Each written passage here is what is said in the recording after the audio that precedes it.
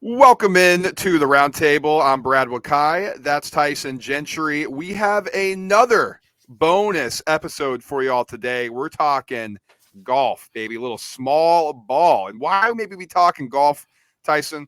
Well, we're huge golf guys, first and foremost. Like we talk about it, we discuss it, we bet it every week. We want to share a little bit of love out there for golf. And I think if you're kind of getting into betting, this is a really fun market to try to handicap and get into yourself. I have a couple buddies who they text me nonstop, like, hey, who are we on this weekend? And I know it's the same for you.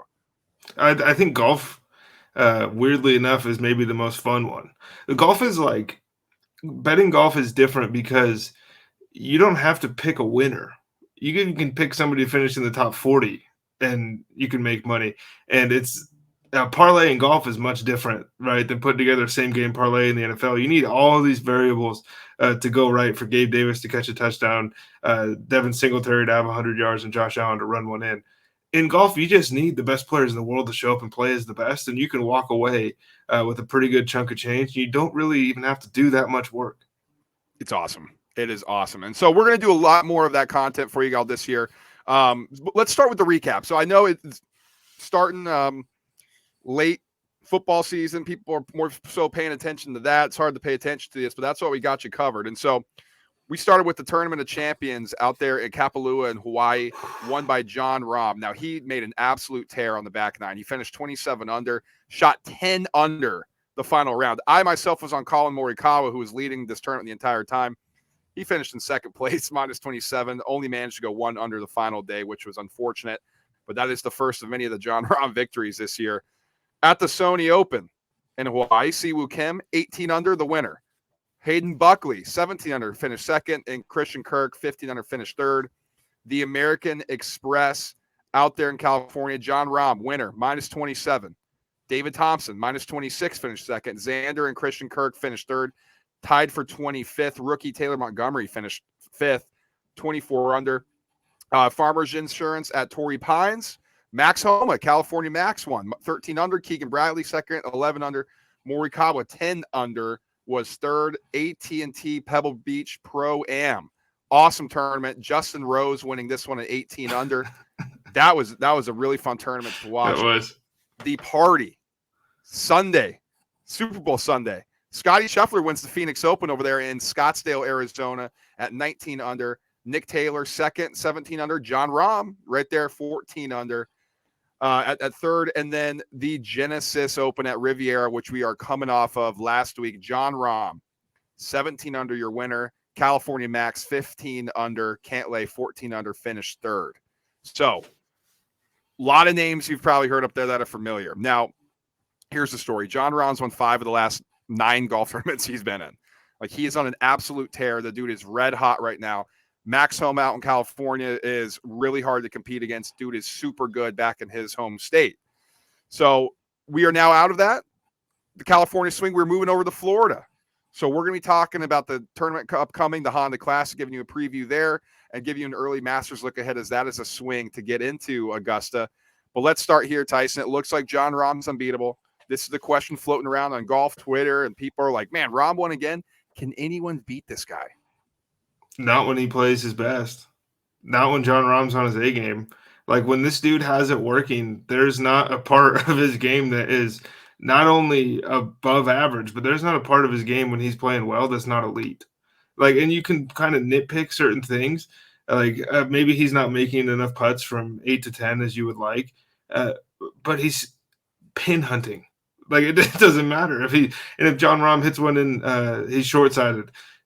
Do you trust anybody more on the PGA Tour to put that thing close or get up and down from there? Probably not. Not And right now. there's better short game players probably, but they don't hit the ball like he hits the ball off the tee box. They don't hit their irons like he does. This dude, and I'll say it time and time again, I think everybody in the country in the PGA Tour is lucky that Jon Rahm was born with one leg shorter than the other one, or the club foot, or whatever it was, because this dude is ridiculous power, and he figured out how to win a couple years ago, and he doesn't look like he's going to stop for a long time. He's going to get sick of getting these trophies between majors. Last year, early on, it was a struggle for Rahm. He admitted it. It was hard for him to win hard for him to kind of piece it together. He had just had a kid with his wife. And so, family stuff takes over. And that's a lot of these guys on the tour, they start out young, especially nowadays. They get married. They have to figure out, living with your wife and different things like that. How do you plan on kind of working around each other's schedules? And I know that happened with Colin Morikawa. Like, he came out and admitted, like, yeah, it was tough for a while at first. So Rahm seems like he's settled in, right? He just had another kid. And he's playing the best golf of his life right now. I think the question, can anyone beat Rahm? I think we have to look at it twofold. I think when he's on and if somebody else is on, there's only a few people in the world I think can go toe to toe. Probably 5 you could come up with off the top of your head. Scotty Scheffler. Yeah, Colin Morikawa. Justin Thomas. Yeah, I mean, and then it gets kind of interesting because you want to say some of the live guys, but we don't know that at this point in time. Like a year ago, we could have said Dustin Johnson, and we wouldn't have been Cam wrong. Smith. Yeah, and now I don't know how that's going to look. So we got Rory. You got the point. That's your 4, and then you're kind of getting into like Matt Fitzpatrick, just a whole handful of guys, Homa, that are good players. Right. But Rahm beat all of them when he showed up. Exactly. And so I say, and you say that about Rahm, blessed that, he was born with, club foot or whatever it was, kind of messed his swing up. Because if he had a full swing or whatever the case may be, I mean, man, I don't know if anybody could beat him. I'll say the same thing about my guy Morikawa. If he could putt, he would never lose a golf tournament because he's the best ball striker I've seen since Tiger Woods. And he just can't figure out the putting. I just don't know what it is. He's going to be, and I think that this is a little preemptive. It seems like everybody's crowning Jon Rahm, and I just said that when he's on, nobody can beat him. Colin Morikawa is next up in the PGA Tour, and that's, I think, the way the PGA Tour wants it to go. I think if you put a gun to their head and asked Jay Monahan who he wanted to win the next 10 majors, I think Colin Morikawa would be the name out of his mouth. But, dude, it's getting to the point where, like, he's going to rail off 5 of these things in a 12-start stretch because he is just around the lead. Absolutely. Now, coincidentally, Rahm is not in the field for the Honda Classic. This is down in Florida, so a lot different terrain than what these guys have been used to playing out in California. You got a little bit swampier type of grass, different grass in general. So let's take a look at this, Tyson. And from a betting angle, I got a couple stats here that I'll pull out and just some history for this tournament. Not a necessarily huge field here. We will pull up the odds as I get it. I just lost it, of course. Hilarious. But this is like the Masters swing, and we'll do a look ahead on that as well. But this is where people start to get ready for that type of grass, the different grass you're going to see at the Masters as we get into our first major of the year. But I'll start here with the cut line. So in 2017, it was even. Next year, +5, +2, +3, +1, +2. So it's gotten harder for these guys. And I don't know if it's because there's been a lack of golfer or elite golfer that have been in this tournament. But what do you think about that, Tyson, as we start to put together something for our top 20s? Well, this is kind of the most interesting, I think, tournament to this point in the year. And it almost always is. Like, nobody really wants to play the Honda Classic. Like, you just get out of the California swing. Guys are taking a week off. Those top-level players don't need this to retain their card. So they're kind of just saying, like, screw this. I'm going to go hang out with my family. Like, do you really think Rambo wants to get on a plane this week and fly out to Florida? No. So the Honda Classic is interesting, and that's why and we talk about it all the time whenever we do this golf stuff. You have to find guys that have played here in the past and played well at these courses in these events to really be able to make money. And this, to me, like, when you look at the lines, this field has a ton of top 20, top 40 value in it. Absolutely. And so real quick on the weather here, it's going to be gorgeous. Absolutely gorgeous here in Florida. 86 degrees Thursday, 87 Friday, 85 Saturday, 87 Sunday. Just so jealous. I mean, I know you're in Montana. I'm out here in New York. It's getting a little cold. It's unfortunate, but I mean, they're going to be living right. Now, here's what I wanted to bring up. Now, the past Honda Classic winners. This is since 2010. So looking at the past 12 winners, the average price has been 131 to 1. Yeah. So we've gotten long shots here. Now, last year, 2022, Sepp Straka won. He was 125 to 1. Before that, Jones, 80 to 1. I'm forgetting his first name right now. I apologize, Mr. Jones. 2020, Sung J M, 35 to 1. 2019 Keith Mitchell 300 to 1. And then you had a stretch here when there were some shorter shots. In 2018 JT 12 to 1, 2017 Ricky Fowler 16 to 1, 2016 Adam Scott to 1. Then your bomb in 2015 Patrick Harrington 400 to 1. So there, like you said, for that value, there's going to be some guys on this board here.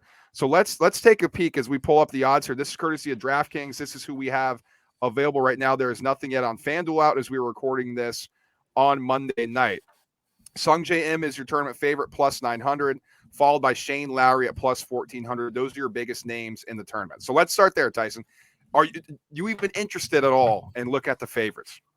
No, I mean, I think Sung J M could have a strong performance, and that's probably a top 20 guy, but I don't think Shane Lowry is the guy that I want to hitch my wagon to as far as an outright winner here. I do like Minwoo Lee, though. I think that this is a good spot for him. Like, the things he does well suit this field in particular, just because like he's going to be able to get up and down and get around the course maybe better than everybody else around here. And he's coming off. He's absolutely been on fire over in Europe and on the DP World Tour. I think he's finished top 12 like his last 5 events or something like that. So he's ready to play. Denny McCarthy is also in that 22 to 1 look, along with Alex Noren. Now, I have a little soft spot for Denny McCarthy. I love the way he swings his irons. I don't know if I can play him at this short of a price. I'm kind of moving on. 25 to 1 numbers here. Matt Kuchar, Chris Kirk, Aaron Wise. Now, I don't know, Tyson. Is that even too short for you as well? I don't know. The Denny McCarthy thing, I think, like, to me, that might be a top 5 play if you really want to find good value. He's probably not the best player on tour that hasn't like won a PGA Tour event, but he's pretty close, and he's playing pretty well. In this group here, though, on the screen right now, I think at your plus 3,000 line, you have just a handful of guys that could win this thing. I'm going to give out Billy Horschel as an official a play this week. He's not been playing well. Missed the cut. He's been like top. I think he went top 20, missed the cut. Top 20, missed the cut. He's a Florida guy, and I think we've seen it with Billy Horschel over the years. He kind of just needs to get reps in throughout the season. Like, as the season goes on, Billy Horschel gets better, and it might not be good for golf to watch this dude stomp his feet 50 times back and forth before he takes a 4-foot putt. But I think the Florida boy gets it done this week. Okay, JT Poston, that's our guy here, plus 3,000. He is not in good form at all. Miscut coming off of last week. Also did the same thing at Scottsdale Phoenix Open. Harris English, he had a good round to close. He finished tied for 12th, finished 6 under on Sunday at the Genesis. And Adam Svensson, he had a good tournament as well. T9 at 9 under. So these guys are in pretty good form here. I don't know if I can play with these shorter prices. I think Svensson was 9th here last year, too. What about Johnny Vegas? 35 to 1. He's a guy who can go low. Give me the Canadian on that list. It's got to be Pendrith, right? Yeah, I mean, he can hit the ball far. That's interesting. When you get down here, like, you're looking at guys that you're kind of trying to talk yourself into, and maybe if you have a really strong feeling, but this is why golf betting is the best, because if you scroll over a little bit on the screen, and like, look at that. That's top 5. There's top 20. 5, top 10. Like, those are good odds all the way across the board. You don't have to cook up a 10 leg. If you can cook up a 3 leg with good value, you're getting COV that you just don't see in other sports. Sepp Straka, defending champ last year, plus 5,000. Danny Willett, former Masters champ, plus 5,500. Not a bad shot to look here. I'm going to give one out here, Tyson. I'm going to try to scroll down a bit, see if I can find them. Bez. Davis Riley. I'm going to hold the Davis Riley 60 to 1 ticket here. Good iron play. I think that's important at this tournament. If you see the past winners, JT, Ricky is always good. Patrick Harrington's good. Adam Scott, great ball striker as well. I like the way Davis Riley can hit the ball. And I think, overall average 131 to 1, you're not quite getting that, but 60 to 1 is nothing to sneeze at. He's going to be a play for me this week. So one of the things I think, and maybe you can speak to this a little bit better than me, but like, when you're looking for players on this board, and we're talking about outrights here, but when you're looking for top 40s, you have to be looking at guys who consistently make cuts. And that's the info that you need, because if you make the cut, you're in the top 65. Mm-hmm. Like we only need to beat 25 other guys to get our top 40 ticket. So if you're going to go out and you're going to try to find a long shot guy to make the top 40, make it somebody that makes cuts. Make it somebody like Grayson Sick. Make it just somebody that's going to be involved in the tournament later and maybe won't be on TV. But when you get down to these 20 to ones, man, like one of these guys or 200 to ones, one of these guys very well could win the tournament. It's just like, in good conscience, can you go hold a Jason Duffner ticket? Right. Like, do you want to hold a Ryan Moore at 250 to 1? You know, a guy who hasn't had much success, over the time he's been on the tour. And that's what you got to kind of wrestle with, like, because it does happen. It's like, can you kind of throw the dart at the right area and see if it lands? And that's the thing too, is like if you play a 300 to 1, and then another 300 to 1 wins the tournament, you're going to trick yourself, and then that's the hole you've painted for your golf betting. Yeah, absolutely. And so those are the two picks we're giving out right now. Tyson is on Billy Horschel, Bermuda Billy. And then I'm going to be on Davis Riley at 60 to 1. And the rest of our picks are being the Chalkboard app, which Tyson will tell you about at the end. But let's move over to the Masters early look ahead here. So obviously we have some time, but it's never too early to kind of see what we can get here in terms of the price. Now, here's your favorites. Here's your favorites early. You got Jon Rahm plus 600, Rory plus 800, Scotty, last year's defending champ, plus 1,200. Now, Cam Smith's listed on DraftKings. Are these live guys eligible to play? Is that confirmed yet, Tyson? I think so, because I think majors aren't technically PGA Tour events, right? So I thought the Masters were, but I didn't think the British Open or the U.S. Open were technically PGA Tour events, but I could be wrong. Well, we'll have to. Well, Cam Smith we'll see on, but like guys like DJ that have won before, I think their lifetime. That's fair. Yep. Extends, but I think they're all going to play. Man, that's crazy when you're scrolling down this. And for those listening, he's got the odds pulled up here from DraftKings on our YouTube. But you're looking at Willie Z, Colin Morikawa, Cantlay, Jordan Spieth, all at 20 to 1 or 18 to 1 odds. This won't close this way. Like this line won't finalize like this. And one thing I think that's pretty important when it comes to the Masters, you can't pay too much attention to the earlier part of the season, the California part, how guys played in Hawaii. You have to focus more on the three events leading in, and then basically who the big dogs are, because it's very rare, and we've seen it a handful of times, but guys don't really just kind of show up and win the Masters. Guys can show up and win the U.S. Open or be in contention, or show up and go super low at the PGA. You have to have some gumption to be able to win the Masters. And for as many guys, like I love Cameron Young, I don't think he's ready to win the Masters. He hasn't had a good season so far either, Tyson, and that's the problem. He's not in good form at all. Like, just not in good form at all. And we thought this would be a big breakout year for him, and it hasn't gotten there. I think for me, it's going to be really hard to look past the leaders here, the short shots. I think playing Rahm at plus 600 is crazy. If you wanted to say, hey, I got to hold a ticket, because Rahm is going to win one of these things. That's another thing. His game fits Augusta very nicely. He just hasn't put it together. And obviously this is the one thing that Rory needs to check off if he wants to complete the career Grand Slam. Many people don't know if his game's even suited for this. Like, he may never win this one just because his game doesn't fit there. And at plus 800, hey, if he does it, I'll tip my cap, but I'm not getting involved there no matter what. You text me, you like Colin for this. I think so. The way that this tournament's played over the last handful of years, it's been a little different, I think, than the mid 2010s as far as the way guys are attacking the course due to redesigns and all these other things. I think Morikawa has a unique advantage just because he's such a better iron player than just about everybody else in the field. We're starting to see guys like want to play in the pine straw instead of wanting to play in the fairway. Like, we want to be somewhere with a way to attack a pin. And from 200 yards out, give me Colin Morikawa over everybody else in the field to attack pins. Yep, I'm with you there. Now, 18 to 1, if we think that's going to close lower, which it may very well do, you're going to want to get on this now. I'm not so sure, to be honest with you, Tyson. I don't know how many events he's signed up for in the preparation to Augusta. So He's famous, man. that's true. I want That's how, to see what that looks like. I just think golf betting is unique in that way, where as the tournament gets close and the people that aren't paying attention start coming in, like they don't really want to play tickets on some of these other guys who have played really well this season that haven't won before. People know Colin's name, they know Jordan Spieth's name, so I wouldn't be surprised at all if he slides down to 15, 14.